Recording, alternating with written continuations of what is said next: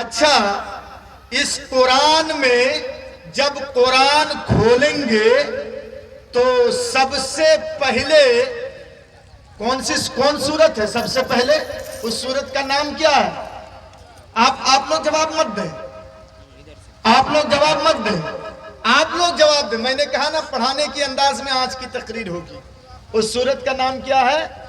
سورہ فاتحہ۔ ایک کوئی میرا باپ یا چچا ہے، عمر دراز ہے شاید، وہی جواب دے رہے ہیں، سورہ فاتحہ۔ سورہ فاتحہ بہت سے لوگ نہیں سمجھ رہے ہیں کہ یہ سورہ فاتحہ کیا ہے۔ چلیے میں اس کو اور کلیئر کر دوں۔ الحمدللہ رب العالمین۔ بہت سے لوگ کہتے ہیں الحمد یاد ہے، اب سمجھ میں آئی نا بات۔ اس سورت میں سورہ فاتحہ سب سے پہلے ہے، جس کو آپ لوگ الحمدللہ رب العالمین کے نام سے جانتے ہیں، ٹھیک ہے نا؟ اچھا، اس سورت کے بارے میں ایک حدیث میں بتا دوں آپ لوگوں کو۔ نبی کریم جناب محمد الرسول اللہ صلی اللہ تعالی علیہ وسلم کا کہنا ہے، لا صلاۃ، دلیل دیکھیے، لا صلاۃ لمن لم یقرأ الا بفاتحۃ الکتاب۔ سکٹیا والو آج اگر تقریر سمجھ گئے نا تو انشاءاللہ کامیابی قدم چومے گی۔ میدان کے عمل میں اگر تھوڑا سا آپ نے کروٹ لے حرکت کر دیا نا تو انشاءاللہ زندگی بدل جائے گی۔ سنیے، اس سورت کے بارے میں نبی کا کہنا ہے کہ جو بھی بندہ ہے اگر وہ نماز میں سورہ فاتحہ، نماز میں الحمدللہ رب العالمین نہیں پڑھتا ہے تو اس کی نماز نہیں ہوگی۔ ارے مولانا ہم کو جو یاد نہیں ہے مجبوری نہیں چلے گی، نبی نے کہہ دیا نہیں ہوگی تو نہیں ہوگی۔ میری بات غور سے سنیے، نبی نے کہہ دیا نماز نہیں ہوگی تو نہیں ہوگی۔ یہ گنجائش مت نکالیے کہ مولانا ہم کو یاد نہیں ہے۔ مکئی لگانا جانتے تھے تو کیسے سیکھ گیا؟ کاشتکاری کا کام جانتے تھے؟ نہیں، کیسے سیکھ گئے؟ سورہ فاتحہ یاد نہیں ہے، اس کا مطلب آپ نے دھیان نہیں دیا ہے۔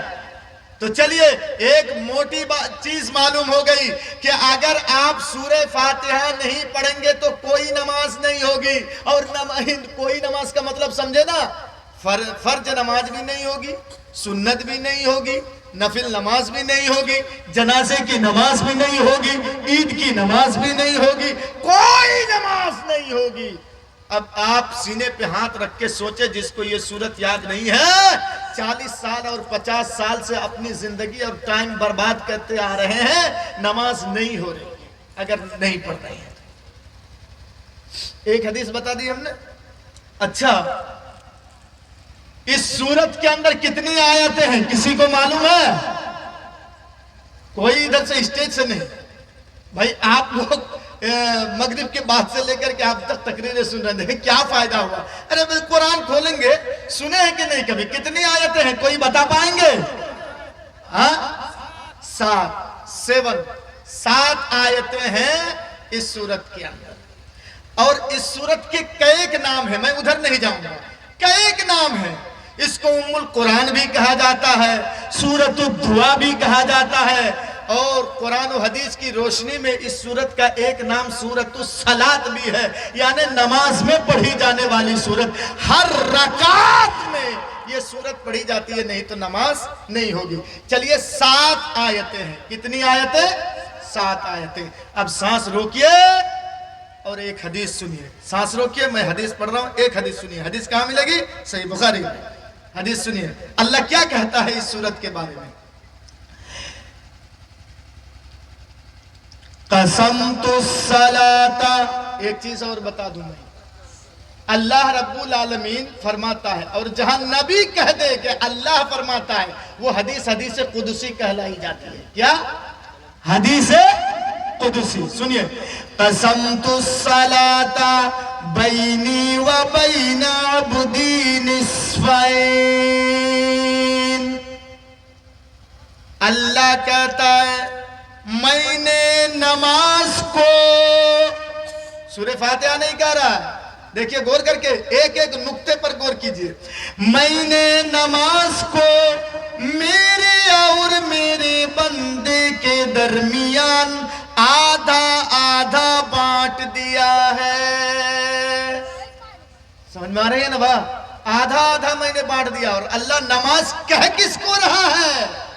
رکوع کو نہیں، سجدے کو نہیں. اللہ نماز کس کو کہہ رہا؟ سورہ فاتحہ کو، الحمدللہ رب العالمین کو نماز کہہ رہا ہے. ایک ایک جملے پر قرآن و حدیث کی دلیل دوں گا. سنیے، اللہ سورہ فاتحہ کو نماز کہہ رہا ہے. اب آپ غور کریں کہ جو بندہ نماز میں نماز ہی کو نہ پڑھے اس کی نماز کیسے ہو؟ اچھا، اللہ کیا کہتا ہے؟ میں نے آدھا آدھا بانٹ دیا ہے. چلیے اب میں ایک ایک کو لے کے چلتا ہوں. وَإِذَا قَالَ الْعَبْدُ، جب بندہ کہتا ہے الحمدللہ رب العالمین، جب بندہ کہتا ہے الحمدللہ رب العالمین، اللہ پھٹاک سے جواب دیتا ہے اوپر سے. قال اللہ عز و جل، تو اللہ کہتا ہے حمدنی عبدی، اے فرشتوں گواہ رہنا، اے فرشتوں گواہ رہنا، میرے بندے نے میری حمد بیان کی. ایسے نہیں لگ رہا کہ ہم کلام ہو رہی ہے اللہ سے؟ ایسے لگ رہا نا؟ آپ نے ایک جملہ کہا، اس کے جواب میں اللہ رب العالمین فرماتا ہے اے فرشتوں گواہ رہنا، میرے بندے نے میری حمد بیان کی. ایک آیت.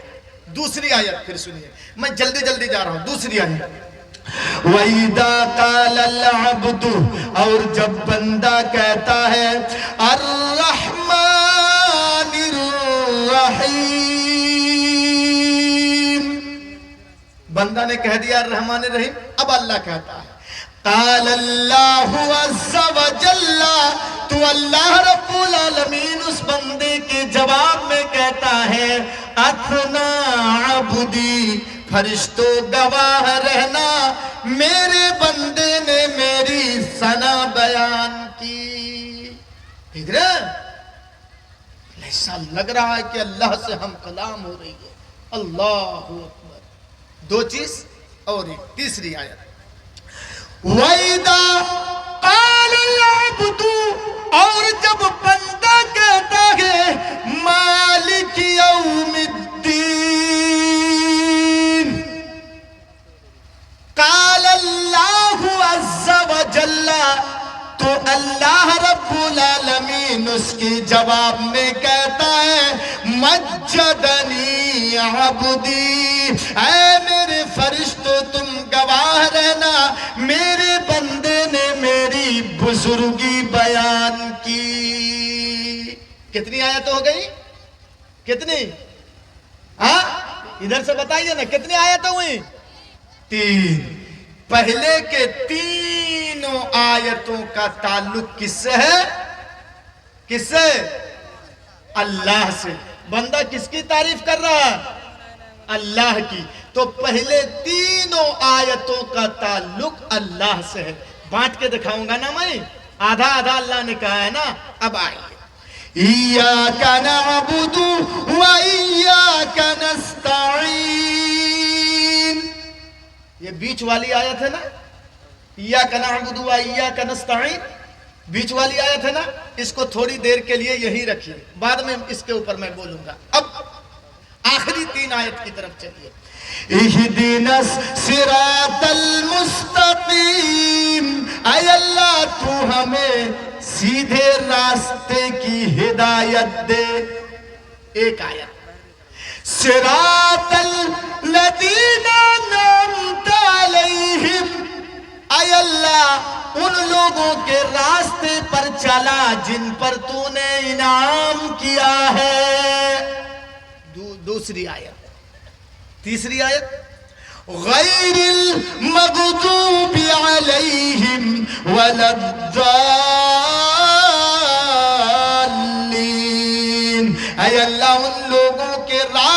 पर हमें ना चलाना जो तेरे गैज़ व गदब के शिकार हो गए हैं। 3 आयत, तीसरी आयत है ये। तो बाद में 3 आयत, तो पहले जो 3 आयत थी उसका ताल्लुक मैं किससे बताया था? किससे? अल्लाह से। और बाद में जो 3 आयतें हमने पढ़ी इसका ताल्लुक किससे है? किससे? बंदा से। किससे है ताल्लुक? बंदा से। समझिए, तकरीर समझिए, ऐसे ही हवाई बातें इधर उधर की मत सुनिए, समझिए। तो बाद में 3 आयत का ताल्लुक किससे? अल्लाह से। बीच में एक आयत हमने छोड़ दी है ना, बीच में एक आयत छोड़ दिया है ना। चलिए, उसको अगर अल्लाह के साथ जोड़ रहे हैं तो अल्लाह के लिए कितनी हो जा रही है? 4। और अगर बंदे के लिए जोड़ रहे हैं तो बंदे के लिए कितनी हो रही है? 4। अल्लाह के लिए 3 बच जा रही है, बंदे के लिए 4। और अगर अल्लाह के साथ जोड़ रहे हैं तो अल्लाह के लिए 4, बंदे के लिए 3। तो अल्लाह तो कहता है कि निस्फैन, निस्फैन का माना होता है आधा आधा, बराबर बराबर मैंने बांट दिया है। अल्लाह कहता है मैंने बराबर बराबर बांट दिया है। तो हम तो मिला नहीं पा रहे हैं, एक आधा 4 इधर हो जा रहा है, 3 इधर। इस आयत को अगर इधर खींच रहे हैं तो इधर 4, 3 इधर, तो कैसे मिलाएंगे? कैसे मिलाएंगे? थोड़ा गौर कीजिए। इय्याका नअबुदु, इसका माना है ऐ अल्लाह हम तेरी ही इबादत करते हैं। व इय्याका नस्तईन, और ऐ अल्लाह हम तुझ ही से मदद तलब करते हैं। अच्छा बताइए, इबादत का काम किसका है? इबादत का काम किसका है? अल्लाह का? हाँ नहीं, किसका? बंदे का। और बंदा जब इबादत करेगा, अल्लाह को राजी करेगा, तो मदद देने का काम किसका है? अल्लाह का। पता चला कि पूरी आयत यानी आयत का आधा टुकड़ा अल्लाह से ताल्लुक रखता है और आधा टुकड़ा बंदे से। तो 3.5 इधर, 3.5 इधर, कितने हो गए? 60 मुकम्मल आयत। और बीच में जो इय्याका नअबुदु व इय्याका नस्तईन है, इसके ऊपर एक बारीक नुक्ता सुन लीजिए। आदमी के दिल के अंदर अगर 2 बीमारी पैदा हो जाए तो पूरा दिल खराब कर देता है, समझे ना? आदमी के दिल के अंदर अगर 2 बीमारी पैदा हो जाए, बाज बीमारियां ऐसी हैं कि जब इंसान के बदन में वो बीमारियां जन्म ले लेती हैं तो इंसान का बदन ही खराब हो जाता है, इंसान का बदन खराब हो जाता है। बाज बीमारियां ऐसी हैं। तो यहां पर मैं बताऊंगा आपको कि इंसान के दिल के अंदर अगर सिर्फ 2 बीमारी पैदा हो जाए तो दिल बेकार हो जाता है। वो 2 बीमारियां क्या है? नंबर 1 रियाकारी। रियाकारी समझते हैं ना? रियाकारी समझ रहा है कि नहीं? आप नमाज पढ़ने जा रहे हैं, जन्नतुल फिरदौस लगा करके, खुशबू लगा करके नमाज पढ़ने जा रहे हैं, चाय की दुकान में लोग बैठे हुए हैं, वो देख करके सोचेंगे और कहेंगे कि अरे बड़ा नमाजी जा रहा है। और आपकी नीयत में भी वही खोट है कि लोग मुझे नमाजी कहें। तो या आप रियाकारी कर रहे हैं, दिखावे के लिए नमाज पढ़ रहे हैं, नेकी नहीं मिलेगी। और अर्रिया मिनश शिर्क, दिखावे की चीज अगर रियाकारी आप कर रहे हैं तो रिया शिर्क में से। आपके पास पैसे हैं, हज नहीं करने जा रहे हैं, हज करके चले आए, लोग कह रहे हैं हाजी साहब, सिद्धिया के हाजी साहब, आप बहुत खुश रहे। अरे हाजी साहब कह रहे हैं, ये दिखावे के लिए आप हाजी साहब नाम सुनने के लिए गए थे हज करने। तो अगर ये बीमारी आपकी पैदा हो गई तो दिल खराब हो जाएगा। एक है क्या? रिया, रियाकारी। और दूसरी चीज किब्र, तकब्बुर, किब्र।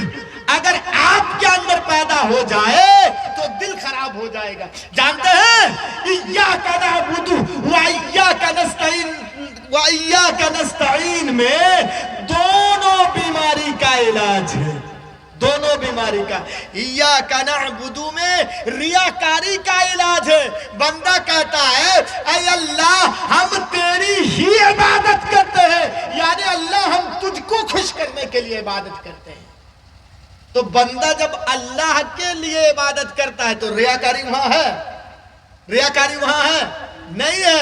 بندہ تو خود کہتا ہے اے اللہ ہم تیری ہی عبادت کرتے ہیں. تو ریا کا علاج ایاک نعبد سے ہے. دل کا علاج ہو گیا آپ وَإِيَّاكَ نَسْتَعِينُ، اے اللہ ہم تجھی سے مدد طلب کرتے ہیں. جو بندہ دوسروں سے مانگ رہا ہو، جو بندہ اللہ سے بھیک مانگ رہا ہو، مدد کی بھیک مانگ رہا ہو، وہ تکبر کیسے کرے گا؟ وہ گھمنڈ کیسے کرے گا؟ یہاں کبر کی علاج ہو رہی ہے. پتا چلا کہ ایاک نعبد میں ریاکاری کا علاج ہے، وَإِيَّاكَ نَسْتَعِينُ میں کبر کے علاج ہے. تو یہ دونوں بیماری نمازی کے بند کے دل میں پیدا نہیں ہوتی ہے. یہ دونوں بیماری کیونکہ وہ پانچوں ٹائم اللہ کے سامنے کہتا ہے ایاک نعبد و ایاک نستعین، اے اللہ ہم تیری ہی عبادت کرتے ہیں اور تجھی سے مدد طلب کرتے ہیں. چلیے تو آدھا میں نے دکھا دیا کہ آدھا بندے کے لیے ہو گیا، آدھا اللہ کے لیے. اب آئیے ایک ایک چیز کو ہے اٹھک بیٹھک بند کیجئے. بات اچھی لگ رہی ہے نا؟ باتیں آپ کو اچھی لگ رہی ہیں کہ نہیں قرآن و حدیث کی؟ نہیں تو موضوع بدل دوں گا میں. ٹھیک ہے موضوع؟ ٹھیک ہے چلیے ایک ایک چیز کو لے کے چلوں گا.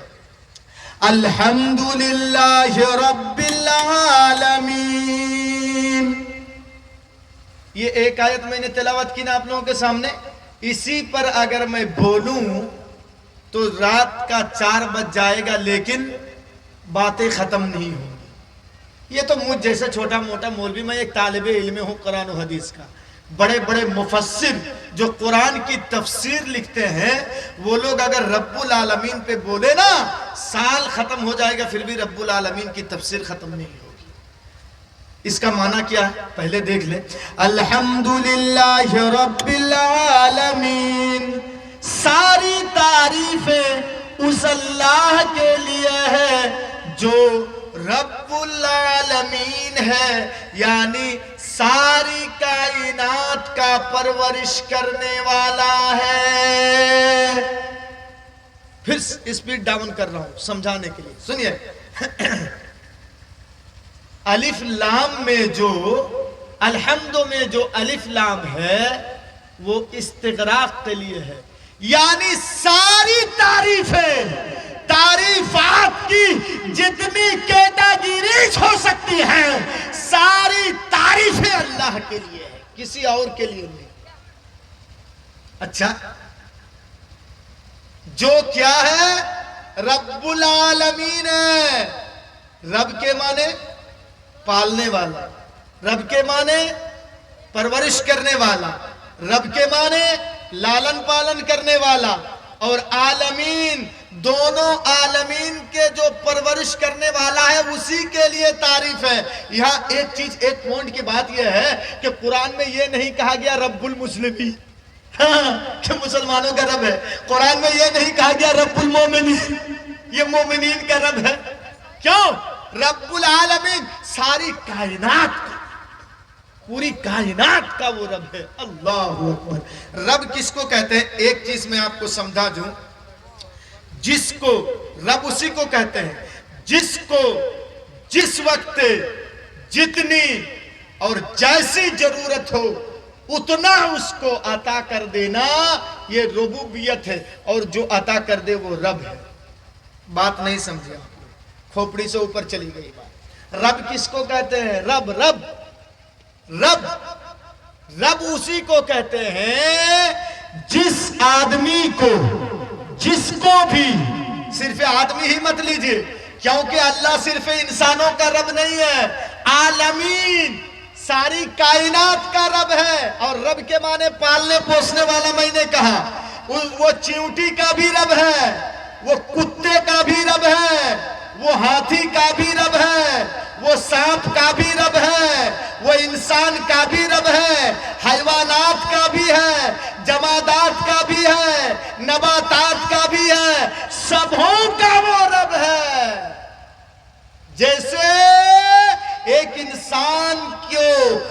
روزی دے کر کے اس کی پرورش کرتا ہے، ویسے ایک چیونٹی کی بھی پرورش کرتا ہے، ایک درختے کی پرورش کرتا ہے، جمادات کی پرورش کرتا ہے، نباتات کی پرورش کرتا ہے۔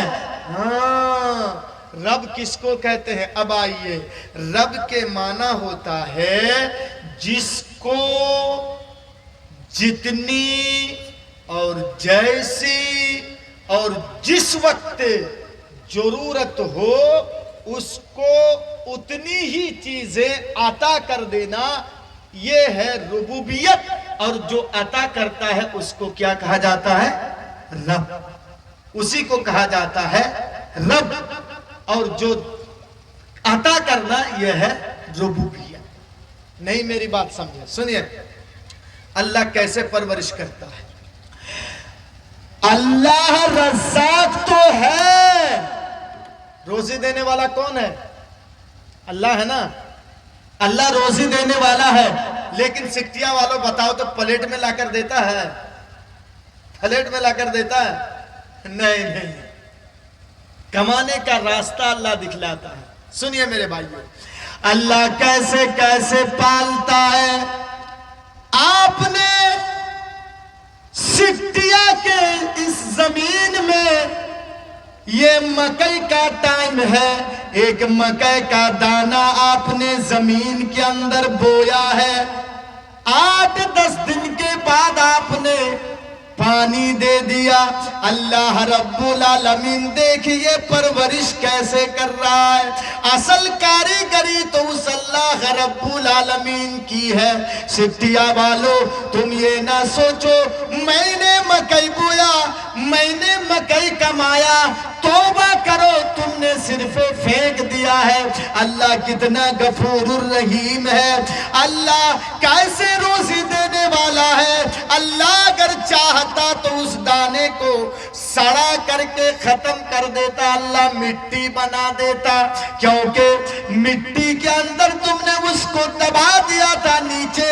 اللہ اگر چاہتا تو اس دانے کو سڑا بھی سکتا تھا، لیکن دیکھو اللہ کیسے پرورش کرتا ہے، اس دانے کو پھلاتا ہے، پھر اس سے ایک پورا درخت نکل جاتا ہے۔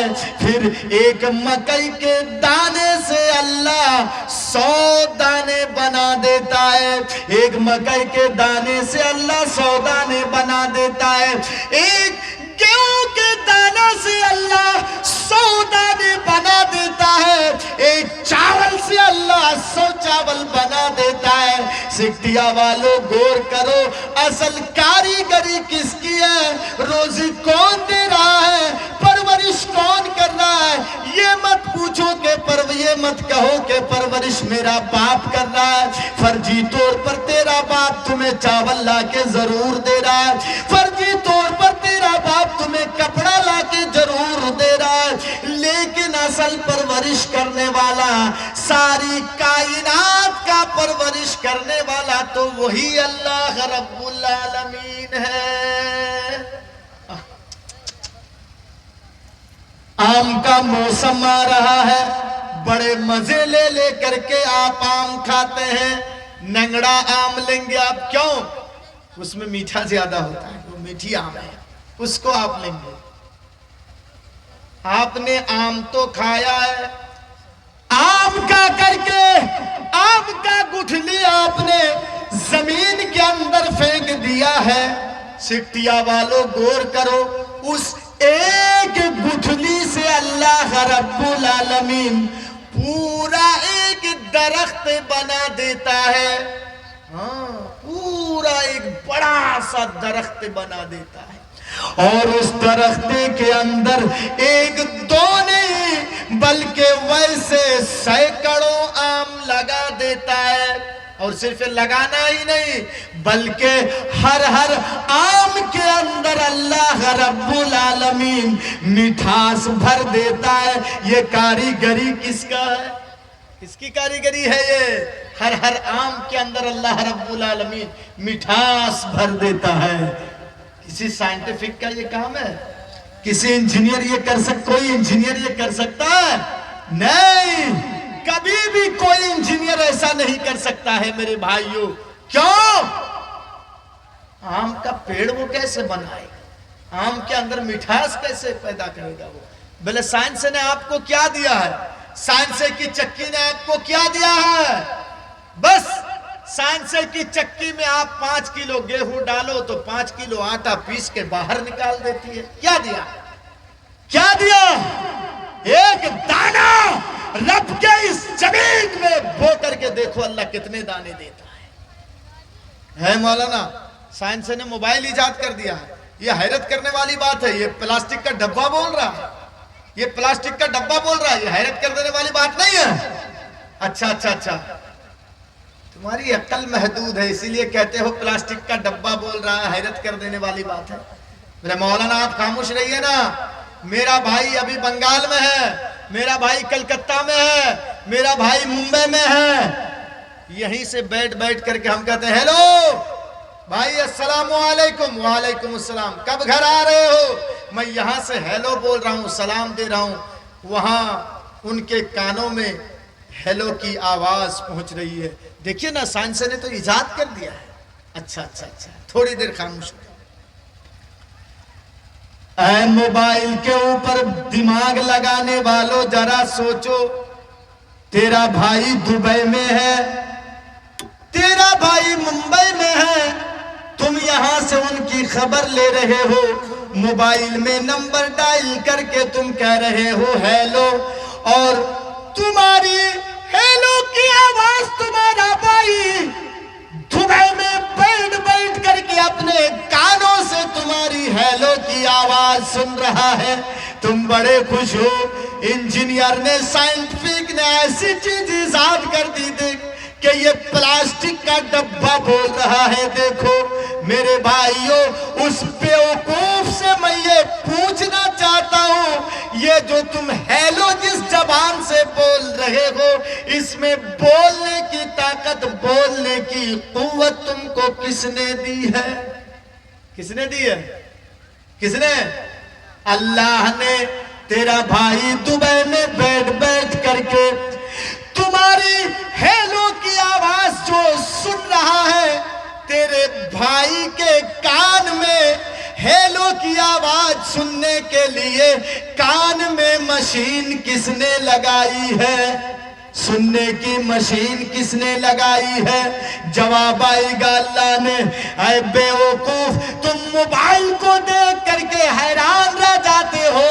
अगर अल्लाह रब्बुल आलमीन तुमसे बोलने की कुव्वत को छीन ले, तुमको अल्लाह गूंगा बना दे और तेरे भाई को अल्लाह बहरा बना दे, सुनने की ताकत को छीन ले, तेरे भाई को बहरा और तुमको गूंगा बना दे, तो बताओ ये 250 ग्राम प्लास्टिक का डब्बा फिर किस काम का है?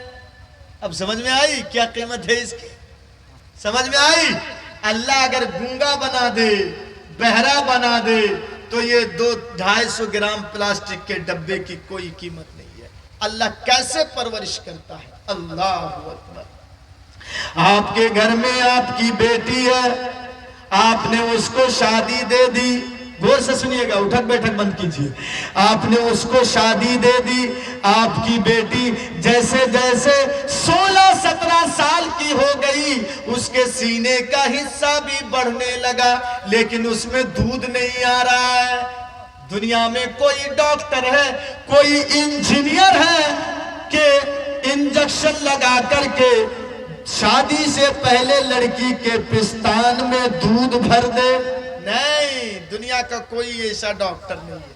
आपने शादी दे दी, मियां बीवी की हमबिस्तरी हुई, बच्चा पकड़ लिया। ऐ मेरे भाइयों, जब बच्चा पकड़ लिया, गौर करके सुनेंगे, जैसे ही बच्चा माँ की पेट से बाहर आएगा, अल्लाह रब्बुल आलमीन उस बच्चे के लिए उसके खाने का इंतजाम, उसके रोजी रोटी का इंतजाम अल्लाह माँ के पिस्तानों में भर देता है। ये शादी से पहले और बच्चा के पैदा होने से पहले इन पिस्तानों से दूध नहीं निकलता है, लेकिन जैसे ही बच्चा पैदा हो जाता है, माँ के पिस्तान से दूध निकलना शुरू हो जाता है। ये परवरिश कौन कर रहा है? کون پرورش کر رہا ہے؟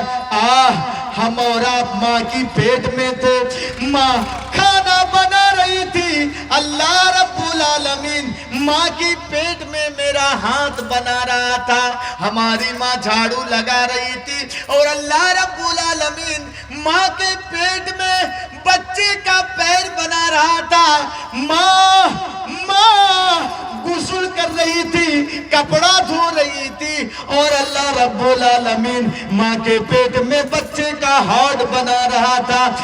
غور کر کے سنیے میرے بھائیوں، ماں دنیاوی کاموں میں مشغول تھی، اور اللہ رب العالمین ماں کے پیٹ میں بچے کی آنکھیں بنا رہا تھا۔ میرے بھائیوں، اور یہ ساری چیزیں اللہ اس وقت کر رہا ہے جبکہ ماں کو پتا بھی نہیں ہے کہ میرے بچے کا ہاتھ بن رہا ہے یا پیر، آنکھیں بن رہی ہے یا کان۔ میرے بھائیوں، یا اللہ رب العالمین کیسے پالتا ہے، کیسے پوستا ہے، اللہ رب العالمین کیسے پرورش کر رہا ہے۔ ماں کے پیٹ میں آکسیجن نہیں ہے، لیکن بچہ زندہ ہے۔ دنیا میں جیسے ہی بچہ آیا، ہم اور آپ ابھی زندہ ہیں، ہم اور آپ پرسکون ماحول میں بیٹھے ہوئے ہیں، ہم اور آپ تازہ سانس لے رہے ہیں۔ اے میرے بھائیوں، یہ آکسیجن اللہ نے کتنے مقدار میں دیا ہے، ہم آرام سے بیٹھ کر کے سانس لے رہے ہیں، پھر گندی سانس کو ہم پھینک بھی رہے ہیں۔ میرے بھائیوں، ایک بچہ جب پیدا ہوتا ہے اس کو کتنے آکسیجن کی ضرورت چاہیے، اللہ رب العالمین بچے کے پیدا ہوتے ہی اتنا انتظام کر دیتا ہے۔ سٹیا والو سنو سٹیا والو، غور کر کے سنو، آج ہم سرکار کی دی ہوئی، گورنمنٹ کی دی ہوئی اس لائٹ سے، اس بجلی سے ہم 2 گھنٹے رات بھر پنکھا چلاتے ہیں، تو مہینے کی 30 تاریخ کو سرکار ہم سے ٹیکس لیتی ہے، میٹر دے کر کے اس کا بل بناتی ہے اور کہتی ہے آپ کا بل اتنا آیا ہے، بل بھریے۔ میرے بھائیوں، سرکار کی دی ہوئی بجلی سے ہم پنکھا چلاتے ہیں، سرکار کو ٹیکس دینا پڑتا ہے، سرکار کی دی ہوئی بجلی سے ہم بلب جلا کے روشنی حاصل کر رہے ہیں، مہینے میں ہم بل بھر رہے ہیں، سرکار کی دی ہوئی لائٹ سے ہم موٹر چلا کر کے مکئی گیہوں دھان ہم آباد کرتے ہیں، تو سرکار ہم سے ٹیکس لے رہی ہے۔ غور کریے میرے بھائیوں، اللہ رب العالمین، کوئی میرا باپ یہاں 40 سال کا بیٹا ہوگا، کوئی 50 سال کا ہے، کوئی 60 سال کا بوڑھا بیٹا ہوا ہے۔ میرے بھائیوں، ماں کے پیٹ سے پیدا ہونے کے بعد سے لے کر کے، ماں کی پیٹ سے پیدا ہونے کے بعد سے لے کر کے اس 40 اور 50 اور 60 سال تک اللہ رب العالمین جو ہم کو اور آپ کو آکسیجن دے رہا ہے، کبھی تو اللہ نے ٹیکس نہیں مانگا۔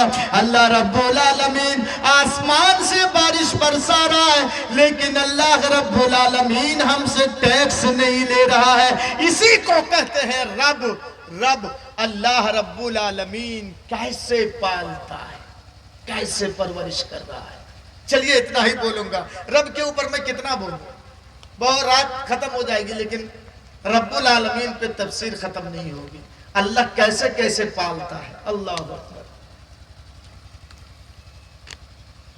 آپ کھانا وانا کھا کے بیٹھے ہیں، آپ اگر پیٹ بھر کے کھانا کھا کے بیٹھے ہیں تو معاف کیجئے گا، سٹیا میں، یہ سڑکوں میں اور گلیوں میں گھومنے والے کتے جس کو آپ بھگا دیتے ہیں، یہ کتا بھی خالی پیٹ نہیں سوتا ہے، اس کتے کو بھی اللہ روزی دیتا ہے۔ اللہ اکبر، اس کتے کو بھی اللہ روزی دیتا ہے۔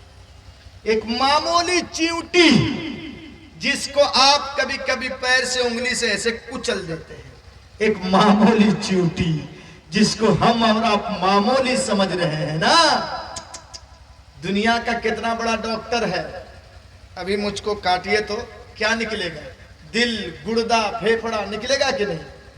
ہمارے اندر جتنی چیزیں ہیں اتنی ہی چیزیں ایک ہاتھی کے اندر بھی ہیں.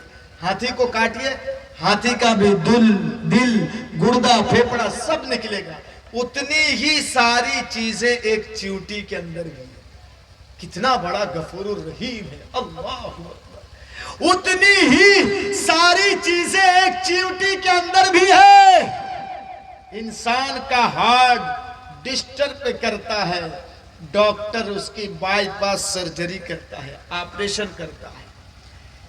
انسان جب بہرا ہو جاتا ہے، صحیح سے سن نہیں پاتا ہے، تو کان کا آپریشن کرتا ہے ڈاکٹر. ہے کوئی انجینئر، ہے کوئی ڈاکٹر جو ایک چیونٹی کو کاٹ کر کے اس کے ہارٹ کا بائی پاس سرجری کر دے؟ اللہ اکبر. نہیں. یہ جو ہم معمولی سمجھ رہے ہیں نا ایک چیونٹی کو، اس چیونٹی کو بھی اللہ روزی دیتا ہے. اور جانتے ہیں معمولی سمجھ رہے آپ، ارے ہم سے زیادہ طاقت ہے ان کے پاس. ارے مولانا کیا بات کر رہے ہیں؟ ہے ان کے پاس طاقت. میں خوشبو لگایا ہوں جنت الفردوس، وہاں تک خوشبو جائے گی. آپ اٹھ کے وہاں چلے جائیں گے، خوشبو یہاں تک نہیں پہنچے گی. ہمارے ناک میں اتنی طاقت نہیں ہے، یہاں تک خوشبو نہیں آئے گی. اتنی طاقت نہیں ہے ہمارے ناک میں، اتنی کشش نہیں ہے. لیکن جانتے ہیں ایک چیونٹی کے ناک میں اللہ نے وہ سونگنے کی کشش دی ہے کہ آپ 2 منزلہ آپ کا گھر ہے، اوپر میں آپ نے جلسے سے خرید کر کے جلیبی لے کر کے آپ رکھ دیے ہیں. اوپر میں آپ کے نیچے فلور میں چیونٹی ہے.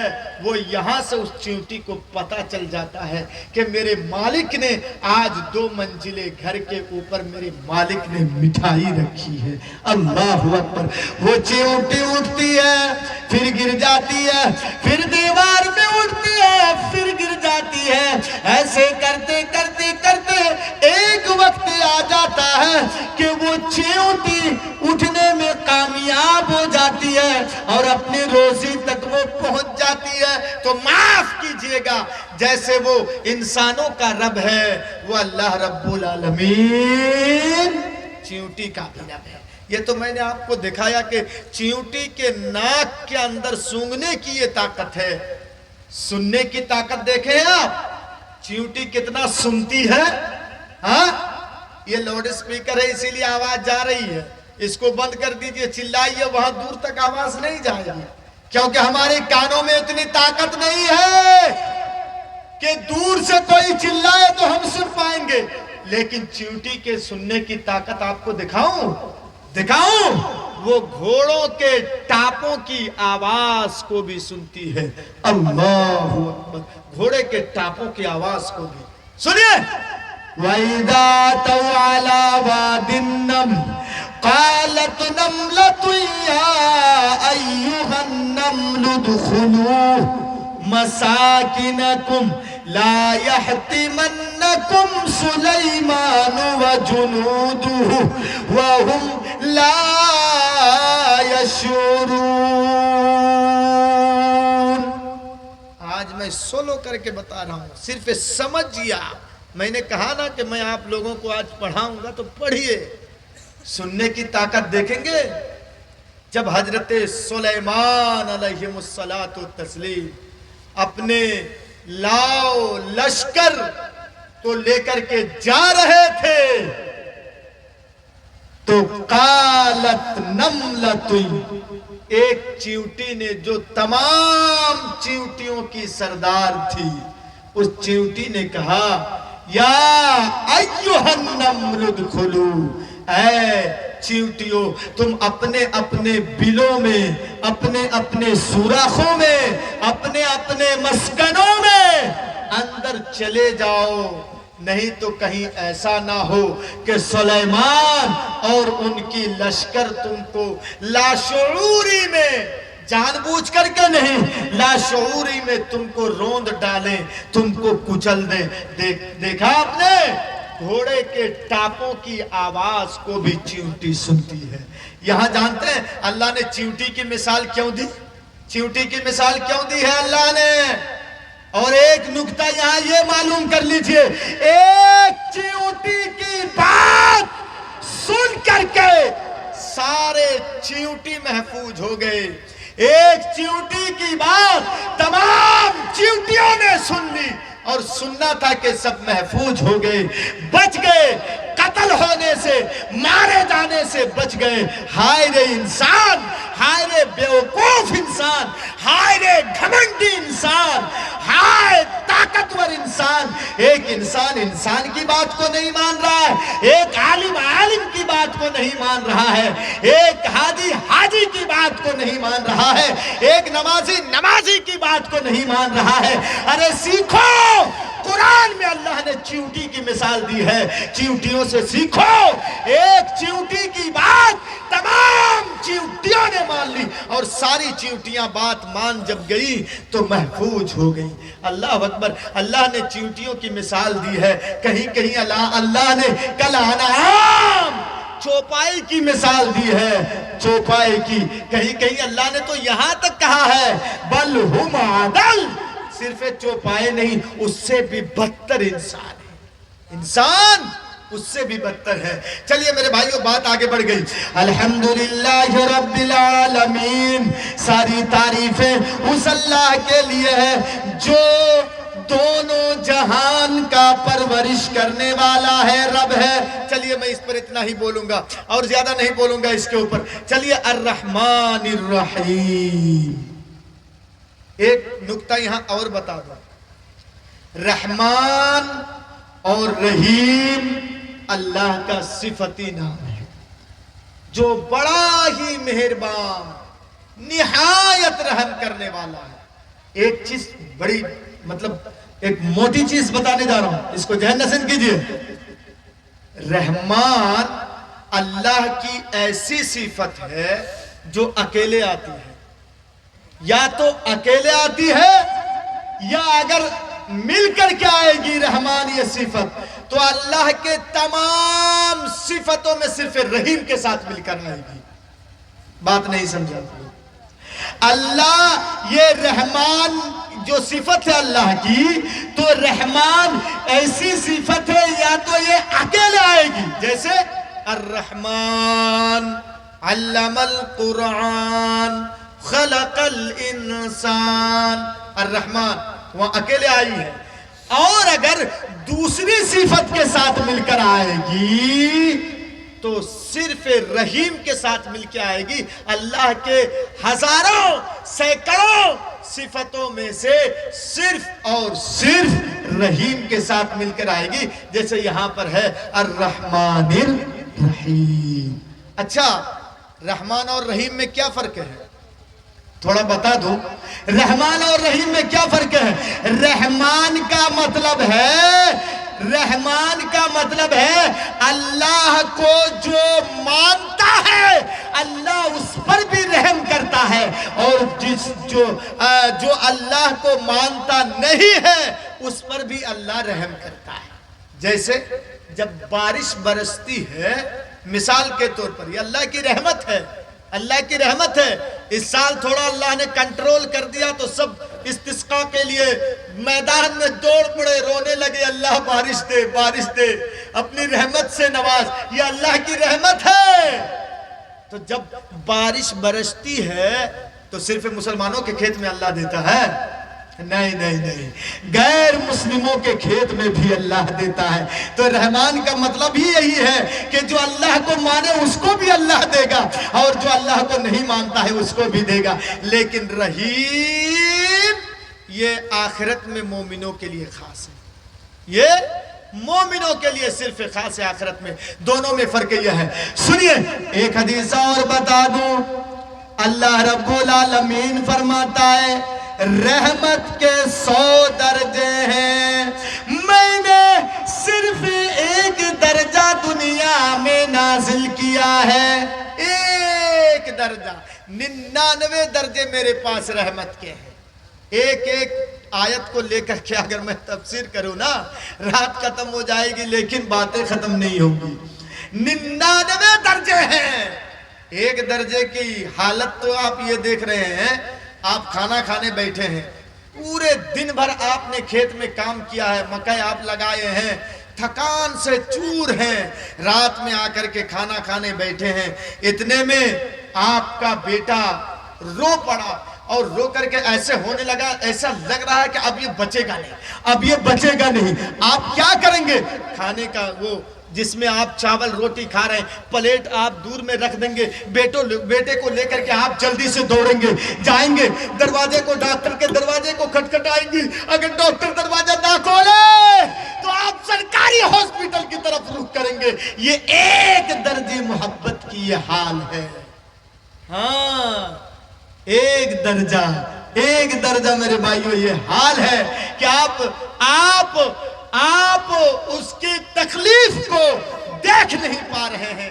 آپ کا بھائی ہے، دو آدمی سے جھگڑا ہو رہا ہے، غلطی آپ کے بھائی کی ہے، لیکن دور سے آپ دیکھ رہے ہیں کہ دونوں کے اندر لڑائی ہو گئی ہے، یہ اس کو مار رہا ہے، وہ اس کو مار رہا ہے، حالانکہ غلطی آپ کے بھائی کی ہے، لیکن آپ آ کر کے آپ کا بھائی جس کے ساتھ لڑ رہا ہے اس کو ماریں گے۔ کیوں؟ یہ ایک درجے محبت کی حال ہے۔ اللہ کہتا ہے کل قیامت کا دن ہوگا، میرے گنہگار بندے، میرے بے نمازی بندے، گنہگار بندے، شرابی گنہگار بندے، توحید تو ان کے پاس ہوں گی لیکن وہ گناہ بھی کیے ہوں گے۔ میرے گنہگار بندے سامنے کھڑے ہوں گے، میں ان گنہگار بندوں کے اوپر اپنی 99 رحمتیں نچھاور کر دوں گا۔ بڑا بد نصیب ہوگا وہ بندہ، بڑا بد نصیب ہوگا وہ انسان جو اللہ کے 99 رحمت کے باوجود بھی اپنی آپ کو جنت کا حقدار نہ بنا سکے، جنت میں نہ جا سکے۔ اور یہ وہ ہوں گے جو مشرکین ہوں گے، جو کافرین ہوں گے، جو شرک کیے ہوئے ہوں گے۔ تو اللہ کے 99 رحمت ہے، صرف ایک درجہ اللہ نے دنیا میں بھیجا ہے، ایک درجہ۔ اسی کی حال یہ دیکھیں آپ نے اپنی بیٹی کی شادی دے دی ہے، سماج میں جو گھنونا چال چلا ہے جہیز، آپ نے برتن میں کچھ جہیز دے دیے، 2 کانچ کے گلاس دے دیے۔ آپ کی بیٹی روزانہ صاف کرتی ہے، الماری میں سجا کے اس کو رکھتی ہے۔ آپ ایک دن گئے ہیں بیٹی کے گھر میں، بیٹی سوچ رہی ہے میرا باپ آیا ہے، کانچ کے گلاس میں پانی پینے کے لیے دوں گا۔ جیسے ہی کانچ کے گلاس کو وہ نکالی، اچانک دھوکے سے ایک گلاس ہاتھ سے چھوٹ گیا اور گر پڑا نیچے، گلاس ٹوٹ گیا۔ ایک گلاس ہاتھ میں ہے، ایک ٹوٹ گیا۔ اب آپ سے میں پوچھ رہا ہوں، آپ کی بیٹی کس گلاس کو صاف کرے گی، کس کی حفاظت کرے گی؟ جو صحیح سالم ہے اس گلاس کی، یا جو ٹکڑا ٹکڑا ہو گیا اس گلاس کی؟ کس کی کرے گی؟ ظاہر سی بات ہے کہ جو صحیح سالم ہے اس کی حفاظت کرے گی۔ آپ یہی جواب دیں گے۔ اور جو گلاس ٹوٹ گیا وہ جھاڑو لگا کر کے کانچ کے ٹکڑے کو ایک جگہ جمع کرے گی تاکہ کسی کے پیر میں چبھ نہ جائے، کسی کو تکلیف نہ ہو، اس کو اٹھا کر کے وہ کوڑے دان میں لے جا کر کے پھینک دے گی۔ جو صحیح سالم ہے اس کی حفاظت کرے گی۔ اب میں آپ سے سوال کر رہا ہوں، ایک ماں کے 2 بیٹے ہیں، اب جواب دیجئے گا۔ ایک ماں کے 2 بیٹے ہیں، ایک بڑا بیٹا ہے، ایک چھوٹا بیٹا ہے۔ ایک روزانہ کما کر کے لاتا ہے 2000 3000 4000 کما کر کے لاتا ہے ایک بیٹا، اور دوسرا بیٹا پیروں سے لنگڑا ہے، ہاتھوں سے لولا ہے، آنکھوں سے اندھا ہے، نابینا ہے، چلنے پھرنے کی طاقت نہیں ہے، بینائی اس کی چلی گئی ہے، دیکھ نہیں پا رہا ہے، بستر میں پیشاب کر دیتا ہے، بستر میں لیٹرین کر دیتا ہے، گندگی کر دیتا ہے۔ ماں، بوڑھی ماں اس کے پیشاب کو بھی صاف کرتی ہے، اس کے لیٹرین کو بھی صاف کرتی ہے، معاف کیجئے گا اس کے اس راستے کو بھی صاف کرتی ہے جہاں سے اس نے گندگی کی ہے، لیکن اتنا ہی بڑا بیٹا جو کما کر کے لاتا ہے، ماں کو کھلاتا ہے، ماں کا خیال رکھتا ہے، وہ بیٹا اگر کہے کہ ماں میں نے گندگی کی ہے، ماں میں نے پیشاب اور پخانہ کیا ہے، صاف کر دے، ماں کہے گی چل ہٹ بیٹا تو جوان ہو گیا ہے، تو اپنے صاف کر لے، تو خود صاف کر لے، تو جوان ہو گیا ہے۔ لیکن اتنا ہی بڑا بیٹا بلکہ عمر میں اس سے بھی بڑا ہے، اس بیٹے کی گندگی کو ماں صاف کر رہی ہے، ماں اس کے اس راستے کو بھی صاف کر رہی ہے جس راستے سے اس نے گندگی کی ہے۔ میرے بھائیوں، ایک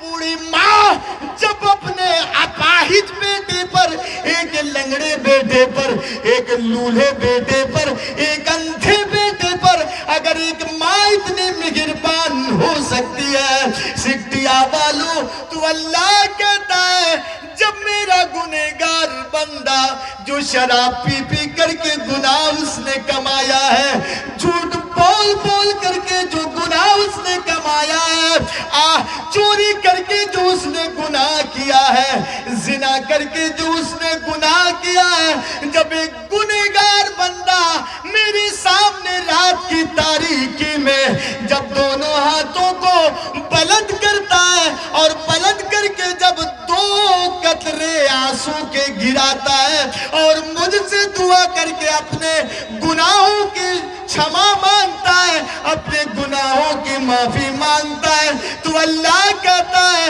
میں اس ماں سے بھی زیادہ اس بندے پر میں مہربان ہو جاتا ہوں اور اس بندے کے گناہ کو میں معاف کر دیتا ہوں، معاف کر دیتا ہوں، معاف کر دیتا ہوں۔ یا اللہ رب العالمین کے پاس 99 رحمت ہے، اسی لیے اللہ کہتا ہے الرحمن الرحیم، وہ اللہ بڑا مہربان ہے، نہایت رحم کرنے والا ہے۔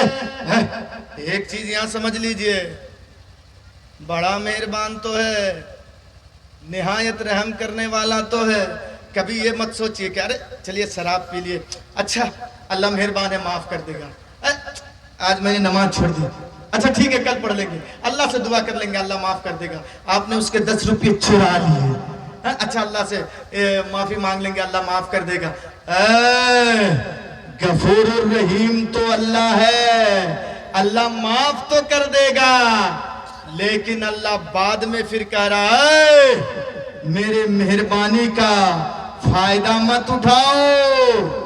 بعد میں اللہ کہہ رہا ہے مالک یوم الدین، قیامت کے دن کا پورا میں مالک ہوں۔ دیکھو غفور الرحیم سن کے اتنا خوش مت ہو جاؤ کہ ہر چیز میں معاف کر دوں گا، بلکہ قیامت کے دن کا پورا مالک ہوں، میں قہار بھی ہوں، میں جبار بھی ہوں۔ میرے بھائیوں باتیں آگے بڑھ گئی، رات کا تقریباً 2 بج گیا ہے میرے بھائیوں، کیا فائدہ ہوا؟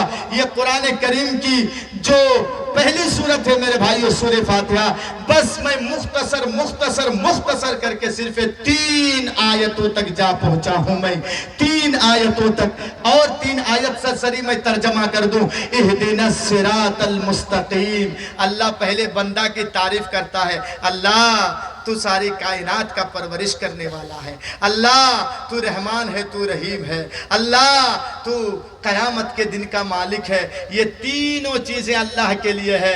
اللہ کی تعریف کرنے کے بعد اس کے بعد بندہ کہتا ہے اللہ ہدایت کا راستہ دے دینا، اللہ ہدایت کا راستہ دکھا دینا۔ یہ دیکھیے مانگنے کا طریقہ، اور ہدایت کا راستہ کون سا؟ ہدایت کا راستہ سیدھا ہوگا، اور ہدایت کے راستے پر آدمی چلے گا۔ سنیے، آپ ہدایت کے راستے پر چل رہے ہیں، پیچھے مڑ کے دیکھ رہے ہیں کوئی ہے نہیں، دائیں مڑ کے دیکھ رہے ہیں کوئی ہے نہیں، بائیں مڑ کے دیکھ رہے ہیں کوئی نہیں ہے، سامنے دور تک دیکھ رہے ہیں کوئی نہیں ہے، تو اکیلے آدمی اگر ایک راستے پہ چلے تو وہ ڈر جاتا ہے، ڈر جاتا ہے کہ نہیں؟ وہ ڈر جاتا ہے کہ کہیں موجی جانور نہ آ جائے، کہیں شیر نہ آ جائے پھاڑ کے ہم کو کھا لے گا، وہ دائیں بائیں دیکھتا رہتا ہے۔ لیکن اللہ نے اہدنا الصراط المستقیم کی تفسیر صراط الذین انعمت علیہم سے کر دیا ہے۔ اے بندے مت ڈر، تو خوف مت کھا، جس راستے پر تو جا رہا ہے نا سامنے دیکھ، یہ شہداء کا راستہ ہے، شہداء جا رہے ہیں، صدیقین جا رہے ہیں، صالحین جا رہے ہیں، اولیاء اللہ جا رہے ہیں، مت ڈر۔ وہ دیکھو آگے آگے شہداء کا راستہ ہے، یہ صالحین کا راستہ ہے، یہ صدیقین کا راستہ ہے۔ جب وہ بندے کو معلوم ہو جاتا ہے کہ میرے آگے تو شہداء جا رہے ہیں، میرے آگے تو یہ صدیقین جا رہے ہیں، میرے آگے تو یہ فلاں جا رہے ہیں، تو اپنی اسپیڈ کو، چلنے کی اسٹائل کو، اپنی اسپیڈ کو اور تیز بڑھا دیتا ہے کہ میں ان لوگوں سے جا کر کے مل جاؤں۔ صراط الذین انعمت علیہم غیر المغضوب علیہم ولا الضالین۔